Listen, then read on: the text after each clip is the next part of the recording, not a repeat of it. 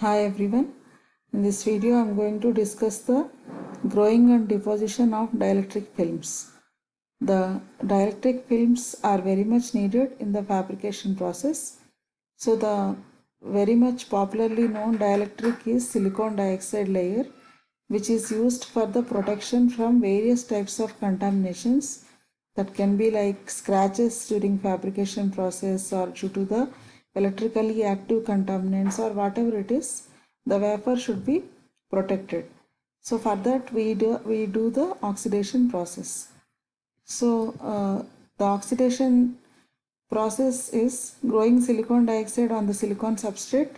The thickness of the silicon dioxide is not uniform throughout. So it depends on the context we are using the oxidation.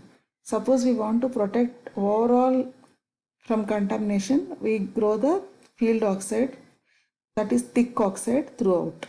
For that we use the wet oxidation technique. And whenever we want to use the thin layer of silicon dioxide in the MOSFETs underneath the gate and above the channel, then thin layer of silicon dioxide is needed. For the dry oxidation technique is used.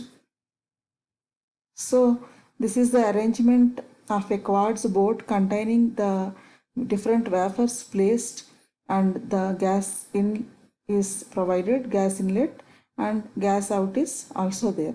So if you see these equations, silicon plus oxygen gives silicon dioxide, silicon plus 2H2O gives silicon dioxide plus hydrogen, silicon plus nitrous oxide gives silicon dioxide plus nitrogen. So if you observe, in every equation we are having the output silicon dioxide. So that is our topic of interest. We require the silicon dioxide, and here in this equation silicon plus oxygen gives silicon dioxide. In this equation we are not using any steam.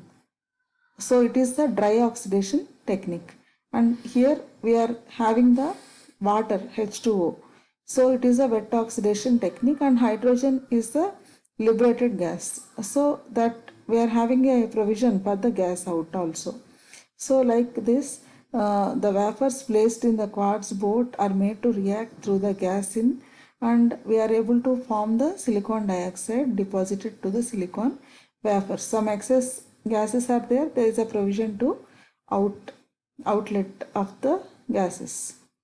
And dry oxidation, wet oxidation, the comparison is I told, like whenever we want to grow very thin layer, fine layer of silicon dioxide in the MOSFETs, then we use the dry oxidation technique, which is relatively slow, but uniform layer can be formed. For that this equation is used, and it is relatively very slow, but accurately the thin uniform layer gets deposited.